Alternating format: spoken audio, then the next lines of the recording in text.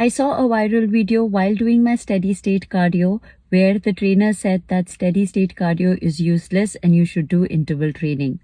I would like to mention 3 things here. Number 1, steady state cardio is for everybody. People of all fitness levels can do it, whereas interval training requires baseline fitness and it is certainly not for the beginner or a novice.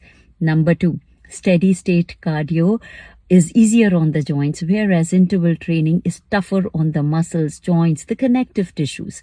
Number 3, recovery time. Steady state cardio has lesser recovery time, whereas interval training would require higher recovery time. When it comes to training, it is wrong to say that one exercise or method is better than the other. You might require all the different modalities to get better. What you need to see is your fitness level, your physical capabilities, your medical health conditions, your fitness goals. So based on all that, you decide what works best for you. If I was to give my opinion, I would say, yes, you should do interval training, but not just that. You should do steady state cardio also.